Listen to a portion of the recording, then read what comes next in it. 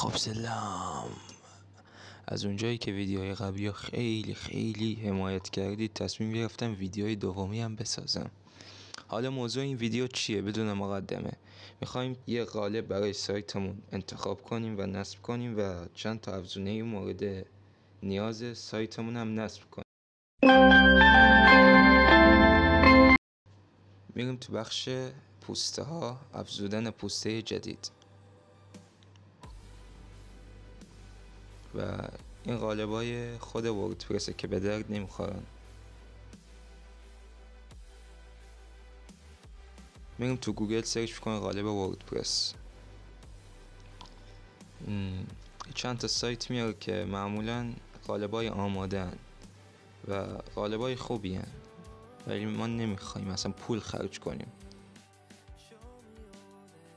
میریم قالب سلام هلو المنتور رو نصب میکنیم.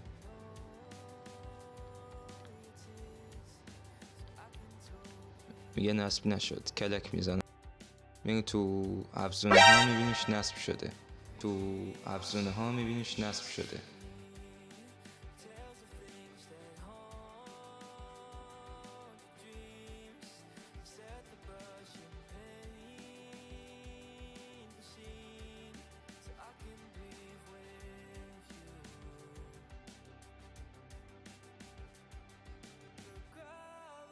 میریم تو بخش افزونه ها، افزودن.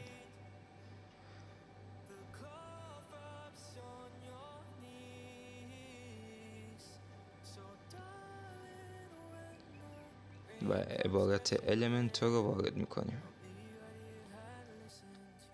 عزیزای دلم، این المنتور رایگانه و یه سری محدودیت داره، مثل اینکه نمیتونی فوتر و هدر بسازی یا کد CSS وارد کنی و باید نسخه پروشو بخری.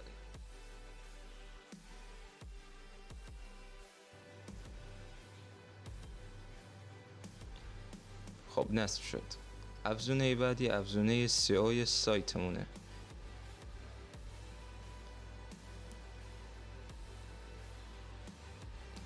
افزونه یا SEO یا رنک مت که پیشنهاد خودم رنک مت هست.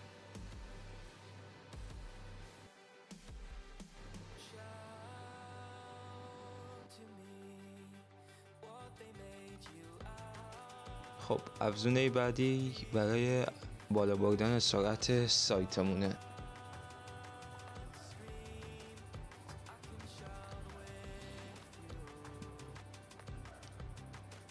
افزونه بعدی افزونه برای بالا بردن امنیت سایتمونه، برای اینکه هکرها نیان سایتمون رو هک کنن. اینو حتما نصب کنید برای اینکه اصغر هکر نیاد سایتتون رو هک کنه.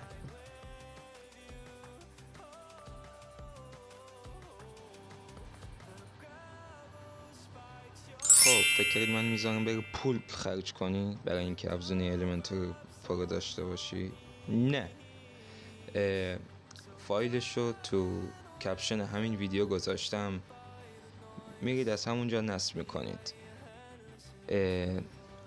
این ویدیو رو برای اون رفیقت بفرست که رفته هزینه کرده برای اینکه المنتور پرو داشته باشه. و تا ویدیوی بعد، خداحافظ.